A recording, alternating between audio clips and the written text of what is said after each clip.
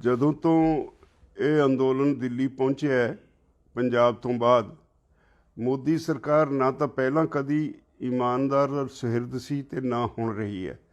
ਜਿੰਨੀਆਂ ਮੀਟਿੰਗਾਂ ਹੋਈਆਂ ਉਹਨਾਂ ਵਿੱਚ ਜੋ ਕੁਝ ਅਸੀਂ ਕਿਸਾਨ ਜਥੇਬੰਦੀਆਂ ਵੱਲੋਂ ਕਿਸਾਨਾਂ ਦਾ ਪੱਖ ਰੱਖਦੇ ਰਹੇ, ਉਹ ਹਰ ਗੱਲ ਨੂੰ ਤਰੋੜ ਮੋੜ ਕੇ ਲੋਕਾਂ ਦੇ ਸਾਹਮਣੇ ਗਲਤ ਢੰਗ ਨਾਲ ਪੇਸ਼ ਕਰਦੇ ਰਹੇ ਤੇ ਹਰ ਮੀਟਿੰਗ ਵਿੱਚ ਸਿੱਧ ਕੀਤਾ ਵੀ ਉਹਨਾਂ ਦੇ ਕਾਨੂੰਨ ਗਲਤ ਨੇ ਔਰ ਇਹਨਾਂ ਕਾਨੂੰਨਾਂ ਨੂੰ ਵਾਪਸ ਲੈ ਲੈਣਾ ਚਾਹੀਦਾ। ਤੇ ਜਿੰਨਾ ਕੁਝ ਵੀ ਉਹ ਕਹਿੰਦੇ ਸੀ ਜਦੋਂ ਗਲਤ ਸਿੱਧ ਕਰਦੇ ਸੀ ਤਾਂ ਸਰਕਾਰ ਉਹਨੂੰ ਇਸ ਤਰ੍ਹਾਂ ਪ੍ਰਚਾਰਦੀ ਸੀ ਜਿਵੇਂ ਅਸੀਂ ਇਹ ਮੰਗ ਕਰਦੇ ਹੋਈਏ ਕਿ ਇਹ ਕਾਨੂੰਨ ਦੇ ਵਿੱਚ ਸੋਧਾਂ ਕੀਤੀਆਂ ਜਾਣ। ਅਸੀਂ ਬੜੇ ਸਪਸ਼ਟ ਹਾਂ ਇਸ ਮਸਲੇ ਤੇ ਵੀ ਸੋਧਾਂ ਕਰਨ ਨਾਲ ਇਹ ਮਸਲਾ ਹੱਲ ਨਹੀਂ ਹੁੰਦਾ, ਕਿਉਂਕਿ ਜੇ ਸੋਧਾਂ ਅਸੀਂ ਮੰਨ ਵੀ ਲੈਂਦੇ ਹਾਂ ਤਾਂ ਟੈਂਪਰੇਰੀਲੀ ਸਾਨੂੰ ਲੱਗੂਗਾ ਵੀ ਅਸੀਂ ਆਪਣਾ ਜਿਹੜਾ ਮਸਲਾ ਸੀ ਉਹ ਹੱਲ ਕਰਾ ਲਿਆ, ਪਰ ਅਸਲੀਅਤ ਇਹ ਹੈ ਵੀ ਕਾਨੂੰਨ ਤਾਂ ਸਟੈਂਡ ਕਰੇਗਾ ਨਾ। ਜਦੋਂ ਕਾਨੂੰਨ ਸਟੈਂਡ ਕਰੇਗਾ ਤਾਂ ਉਹਨੂੰ ਕਿਸੇ ਵੇਲੇ ਵੀ ਸਰਕਾਰ ਫਿਰ ਉਹਦੇ 'ਚ ਅਮੈਂਡਮੈਂਟ ਕਰਕੇ ਫਿਰ ਐਕਟੀਵੇਟ ਕਰ ਸਕਦੀ ਹੈ। ਇਸ ਲਈ ਜਦੋਂ ਸਰਕਾਰ ਦਾ ਇਹ ਅਧਿਕਾਰ ਖੇਤਰ ਹੀ ਨਹੀਂ, ਖੇਤੀ ਰਾਜਾਂ ਦਾ ਵਿਸ਼ਾ ਹੈ, ਇਸ ਕਰਕੇ ਉਹ ਕਾਨੂੰਨ ਬਣਾ ਹੀ ਨਹੀਂ ਸਕਦੀ ਖੇਤੀ ਦੇ ਉੱਤੇ ਕੇਂਦਰ ਸਰਕਾਰ ਸਟੇਟਾਂ ਦੇ ਖਿਲਾਫ। ਸੰਵਿਧਾਨ ਦੀ ਉਲੰਘਣਾ ਕਰਕੇ ਉਹਨਾਂ ਨੇ ਇਹ ਕਾਨੂੰਨ ਬਣਾਏ ਹੈ। ਇਸ ਕਰਕੇ ਅਸੀਂ ਇਹਨਾਂ ਕਾਨੂੰਨਾਂ ਨੂੰ ਮੁੱਢੋਂ ਹੀ ਰੱਦ ਕਰਦੇ ਰਹੇ ਹਾਂ ਔਰ ਅਸੀਂ ਮੰਗ ਕੀਤੀ ਹੈ ਹਮੇਸ਼ਾ ਵੀ ਇਹ ਤਿੰਨੋਂ ਕਾਨੂੰਨ ਜਿਹੜੇ ਨੇ ਇਹਨਾਂ ਨੂੰ ਸਰਕਾਰ ਵਾਪਸ ਲਵੇ ਔਰ ਕਿਸਾਨਾਂ ਨੂੰ ਆਰਥਿਕ ਇਨਸਾਫ ਦੇਵੇ। ਤੇ ਹੁਣ ਕੁਝ ਦਿਨਾਂ ਤੋਂ ਫਿਰ ਬੜੀ ਤੇਜ਼ੀ ਨਾਲ ਮੋਦੀ ਸਰਕਾਰ ਇਹ ਪ੍ਰਚਾਰ ਕਰ ਰਹੀ ਸੀ, ਉਹਦੇ ਸਾਰੇ ਗੋਦੀ ਮੀਡੀਆ, ਸਾਰੇ ਸਰਕਾਰੀ ਮਿਸ਼ਨਰੀ ਲੋਕਾਂ ਨੂੰ ਗੁੰਮਰਾਹ ਕਰਨ ਲੱਗੀ ਹੋਈ ਸੀ। ਕਦੇ ਜਿਹੜੇ ਸੀ ਪਹਾੜੇ ਦੇ ਸੱਜਣ ਖੜੇ ਕਰਕੇ ਕਿਹਾ ਜਾ ਰਿਹਾ ਸੀ ਵੀ ਲਓ ਜੀ ਸਾਡੇ ਲੋਕ ਤਾਂ ਇਹਨਾਂ ਕਾਨੂੰਨਾਂ ਦੇ ਹੱਕ 'ਚ ਨੇ। ਅਸਲੀਅਤ ਇਹ ਹੈ ਵੀ ਸਰਕਾਰ ਪੈਰਾਂ ਤੋਂ ਉਖੜ ਚੁੱਕੀ ਹੈ। ਉਹ ਕਹਿੰਦੇ ਸੀ ਵੀ ਕਿਸਾਨ ਗੱਲਬਾਤ ਕਰਨ ਲਈ ਤਿਆਰ ਨਹੀਂ।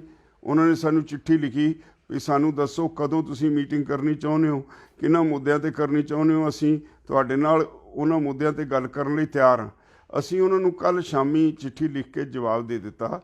ਪਹਿਲਾਂ ਤਾਂ ਉਹਨਾਂ ਦੀ ਇਸ ਗੱਲੋਂ ਸਖਤ ਨਿੰਦਾ ਕੀਤੀ ਵੀ ਤੁਸੀਂ ਲੋਕਾਂ ਨੂੰ ਝੂਠ ਪਰੋਸ ਕੇ ਗੁੰਮਰਾਹ ਨਾ ਕਰੋ। ਇਹ ਸਰਕਾਰਾਂ ਕੋਲੋਂ ਇਸ ਗੱਲ ਦੀ ਉਮੀਦ ਨਹੀਂ ਹੁੰਦੀ। ਸਰਕਾਰਾਂ ਝੂਠੀ ਜਿਹੜੀ ਇਨਫੋਰਮੇਸ਼ਨ ਹੈ ਉਹ ਲੋਕਾਂ ਤੱਕ ਪਹੁੰਚਾਉਂਦੀਆਂ ਨਹੀਂ ਹੁੰਦੀਆਂ। ਤੁਸੀਂ ਇਹ ਮਾੜਾ ਕੰਮ ਕਰ ਰਹੇ ਹੋ, ਇਹਨੂੰ ਬੰਦ ਕਰੋ।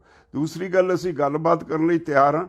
ਏਜੰਡਾ ਅਸੀਂ ਭੇਜ ਦਿੱਤਾ। ਅਸੀਂ ਕਿਹਾ ਵੀ ਜਿਹੜੇ ਤਿੰਨੇ ਕਾਨੂੰਨ ਤੁਸੀਂ ਗੈਰ ਸੰਵਿਧਾਨਿਕ ਬਣਾਏ ਨੇ, ਸਾਨੂੰ ਦੱਸਿਆ ਜਾਵੇ ਵੀ ਕਿਹੜੇ ਢੰਗ ਨਾਲ ਤੁਸੀਂ ਇਹਨਾਂ ਨੂੰ ਵਾਪਸ ਲਓਗੇ, ਉਹਦੀ ਮੋਡੈਲਿਟੀਜ਼ ਬਾਰੇ ਸਾਨੂੰ ਦੱਸਿਆ ਜਾਏ।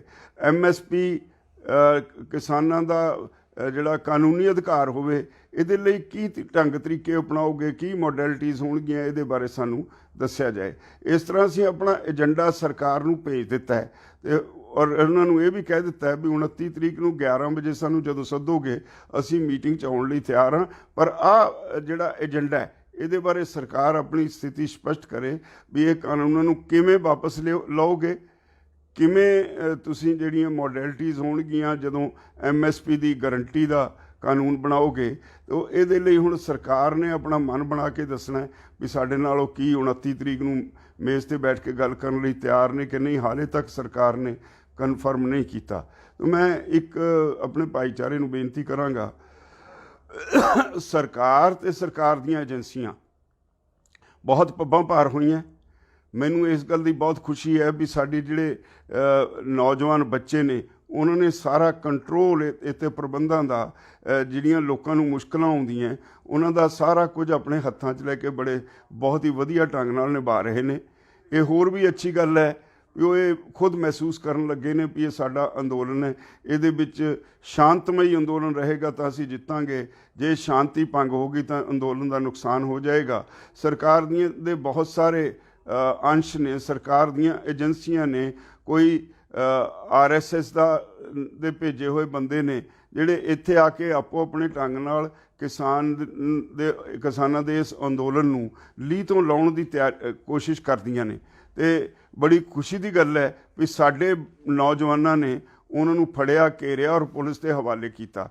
ਤਾਂ ਮੇਰੀ ਸਾਰਿਆਂ ਨੂੰ ਸੁਨਿਮਰ ਬੇਨਤੀ ਹੈ, ਆਉਣ ਵਾਲਾ ਸਮਾਂ ਹੋਰ ਵੀ ਜ਼ਿਆਦਾ ਜ਼ਿੰਮੇਵਾਰੀਆਂ ਨਾਲ ਲੰਘੇਗਾ।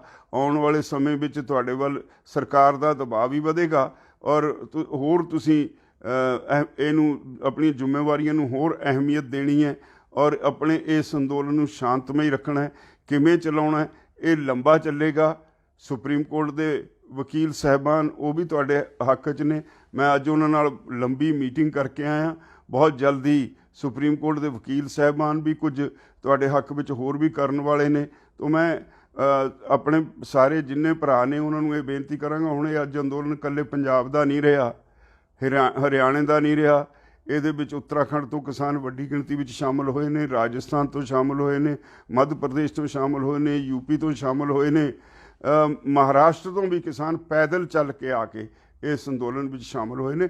ਹਰ ਸਟੇਟ ਦੇ ਵਿੱਚ ਅੰਦੋਲਨ ਆਪਣੀ ਪੂਰੇ ਜੋਬਨ 'ਤੇ ਭਖਦਾ ਨਜ਼ਰ ਆ ਰਿਹਾ ਹੈ।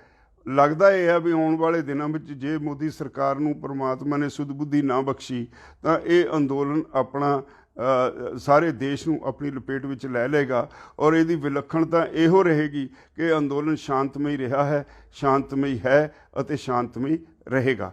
ਤਾਂ ਮੇਰੀ ਸਾਰਿਆਂ ਨੂੰ ਫਿਰ ਸਨਿਮਰ ਸਾਰੇ ਆਪਣੇ ਭਰਾਵਾਂ ਦੇ ਅਤੇ ਆਪਣੇ ਬੱਚਿਆਂ ਦੇ ਚਰਨਾਂ 'ਚ ਅਪੀਲ ਹੈ। ਇੱਕ ਜਿਹੜੇ ਪੰਜਾਬੋਂ ਲੋਕੀ ਸਾਡਾ ਭਾਈਚਾਰਾ ਇੱਥੇ ਨੂੰ ਇਸ ਅੰਦੋਲਨ ਵਿੱਚ ਸ਼ਾਮਲ ਹੋਣ ਲਈ ਆਉਂਦਾ, ਉਹਨਾਂ ਨੂੰ ਮੇਰੀ ਅਪੀਲ ਹੈ, ਧੁੰਦ ਬਹੁਤ ਪੈਂਦੀ ਹੈ, ਕਿਰਪਾ ਕਰਕੇ ਜਿੰਨੇ ਵੀ ਆਉਂਦੇ ਹੋ 10 ਵਜੇ ਤੋਂ ਪਹਿਲਾਂ ਘਰਾਂ ਤੋਂ ਨਾ ਤੁਰੋ। ਜਦੋਂ ਧੁੰਦ ਘਟ ਜਾਏ ਉਦੋਂ ਆਓ, ਧੁੰਦ ਹਟੀ ਤੇ ਇੱਥੇ ਆਓ, ਕਿਉਂਕਿ ਬਹੁਤ ਸਾਰੇ ਹਾਦਸੇ ਹੋਣ ਲੱਗ ਪਏ ਨੇ, ਬਹੁਤ ਕੀਮਤੀ ਜਾਨਾਂ ਜਾ ਰਹੀਆਂ ਨੇ।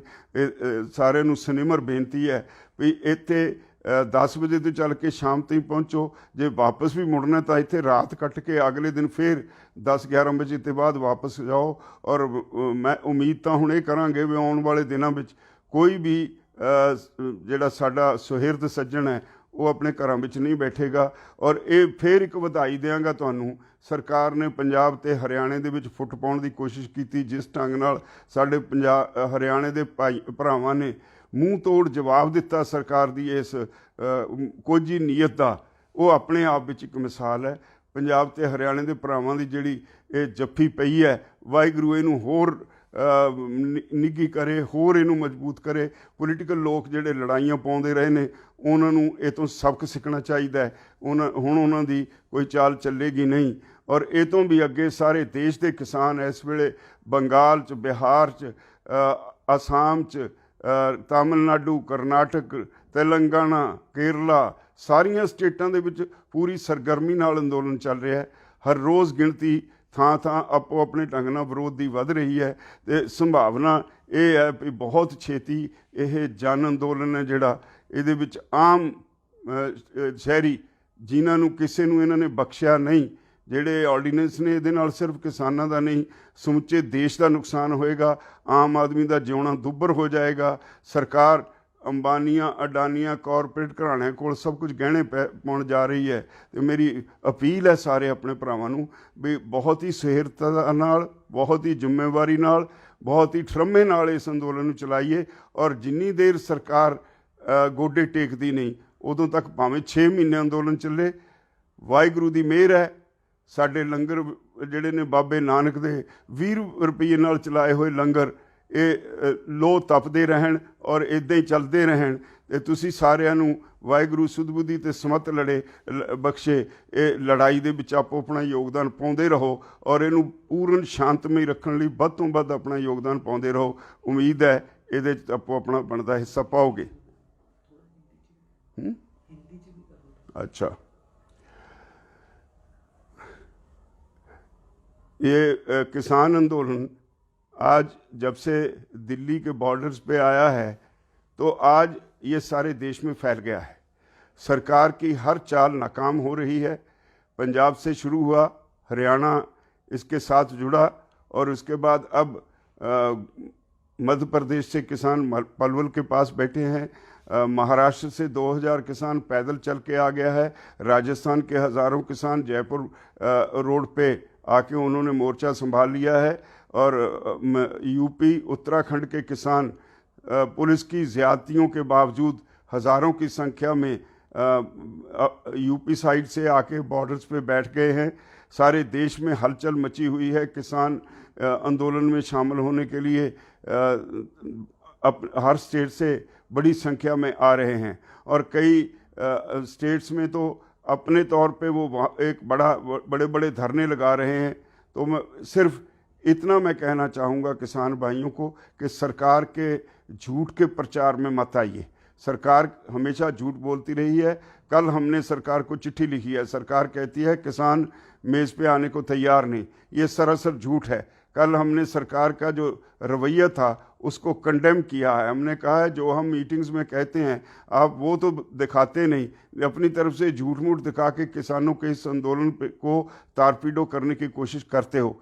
इसको हम कतई टॉलरेट नहीं करेंगे और सरकारों से ये उम्मीद नहीं होती कि वो झूठ बोले। लेकिन आज की सरकार का बेसिक जो खासा है वो है ही झूठ का। इसलिए हमने उनको लिखा है कि हम बात करने के लिए तैयार हैं। 29 तारीख को 11 बजे हम, अगर सरकार कंफर्म करेगी तो जहां सरकार कहेगी वहां हम आएंगे। लेकिन हम एजेंडा हमने सेट कर दिया है। हमने कहा है कि हमारी जो मांग शुरू से रही है, हम अमेंडमेंट्स बिल्कुल नहीं चाहते। हमारी मांग रही है कि ये जो तीनों कानून केंद्र सरकार ने गैर संवैधानिक बनाए हैं, इन कानूनों को वापस लेने के लिए क्या मॉडलिटीज़ होंगी वो डिस्कस करने के लिए हमें बताया जाए। और जो एमएसपी है उसका right to MSP, legal right to MSP के लिए क्या क्या मॉडलिटीज़ होंगी, ऐसा हमने एजेंडा भारत सरकार को भेज दिया है कि इस पे जब आप बुलाओगे हम बातचीत के लिए आएंगे। अभी तक सरकार ने कंफर्म नहीं किया नेक्स्ट मीटिंग का, लेकिन हमने अपनी तरफ से जो सरकार कहती थी किसान मेज़ पे आने के लिए तैयार नहीं, उनको एजेंडा भी भेज दिया है और 29 तारीख का 11 बजे का समय भी दे दिया है। अगर सरकार कंफर्म करेगी तो हम मीटिंग में जाएंगे, शामिल होंगे। लेकिन आप सबसे निवेदन है कि जिस तरह से आपने अब तक शांति बनाई रखी, और मुझे तसल्ली है कि सरकार की एजेंसियों के अलग अलग तरीक़ों के बावजूद, आरएसएस के अपने इस आंदोलन को बदनाम करने के तरीक़ों के बावजूद आप सब ने तहम्मुल से जिस तरह इस आंदोलन को शांत में रखा है, अब किसी की ताकत नहीं इस आंदोलन को पीछे धकेल सके। आपकी जीत यकीनन होगी और मैं उम्मीद करता हूँ आप सभी मेरी इन विनंतियों पे अमल करते हुए अपनी अपनी जगह पे अपना अपनी जिम्मेवारी संभाल लेंगे और सरकार की हर चाल को नाकाम बनाएंगे। आखिर में जीत किसानों की होगी। धन्यवाद।